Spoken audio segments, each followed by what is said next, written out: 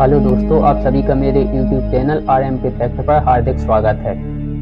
अभी पिछले वीडियो में हमने देखा था कि ब्रह्मांड की उत्पत्ति कैसे हुई है। आज हम इस वीडियो में देखेंगे कि हमारी आकाशगंगा गैलेक्सी की उत्पत्ति कैसे हुई है।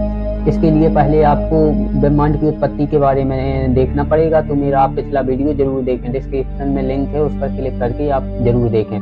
चलिए तो आज का वीडियो हमारा स्टार्ट करते हैं कि हमारी आकाशगंगा गैलेक्सी का जन्म कैसे हुआ। आज से लगभग 15 अरब साल पहले एक बहुत बड़ा तारा था जिसमें विस्फोट हुआ था। तो उसके जो छोटे छोटे टुकड़े थे वह पूरे सभी जगह फैल गए और उन छोटे छोटे टुकड़ों ने तारों का रूप ले लिया।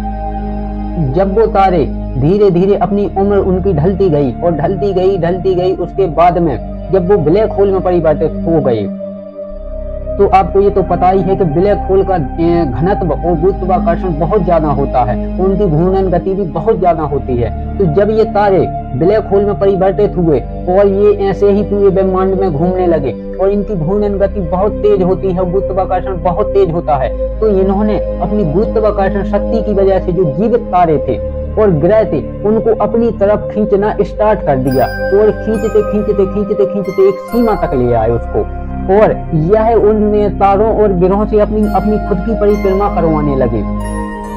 और जब सूर्य इनकी परिक्रमा करने लगा, जैसे कोई भी तारा है वह ब्लैक होल की परिक्रमा करने लगा, तो इस प्रकार गैलेक्सी का जन्म हो गया। यानी जो ब्लैक होल है अपनी गैलेक्सी में बिल्कुल सेंटर बीचों बीच होता है। उसकी घूर्णन गति बहुत तेज होती है, गुरुत्वाकर्षण बहुत ज्यादा होता है। तो इसने अपनी गुरुत्वाकर्षण शक्ति की वजह से तारों को अपने पास खींचा और उनसे अपनी परिक्रमा करवाने लगा, तो गैलेक्सी का जन्म हो गया। इसी को गैलेक्सी बोलते हैं। तो हम ऐसे हमारी पूरे ब्रह्मांड में असंख्य ब्लैक होल थे और इन्होंने ऐसे ही जीवित तारों को अपनी तरफ खींचकर अपनी परिक्रमा करवाने लगे और गैलेक्सी का निर्माण कर लिया। तो ऐसी हमारे पूरे ब्रह्मांड में असंख्य गैलेक्सियां हैं और उन गैलेक्सियों में असंख्य तारे हैं।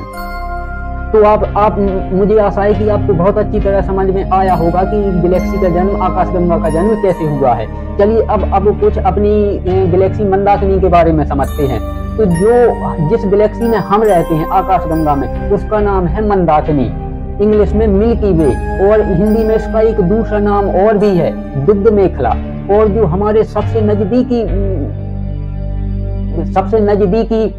आकाशगंगा है उसका नाम है एंड्रोमेडा या देवयानी, जो कि हमारे सबसे नजदीकी आकाशगंगा है। तो इस प्रकार से आकाशगंगाओं के भी कुछ समूह हैं। जैसे हमारी सबसे नजदीकी आकाशगंगा का नाम है देवयानी या एंड्रोमेडा। इस प्रकार से पूरे ब्रह्मांड में असंख्य आकाशगंगाएं हैं और उन आकाशगंगाओं में असंख्य तारे हैं। तो इस प्रकार हमारी आकाशगंगा का जन्म हुआ।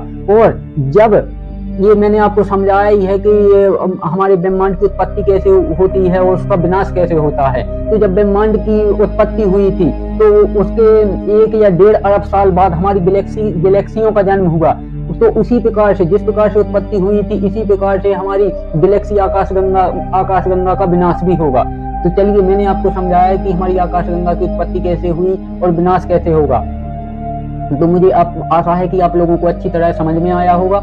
अगर मेरा वीडियो पसंद आया हो तो इसे लाइक करें, शेयर करें और कमेंट्स करें। धन्यवाद।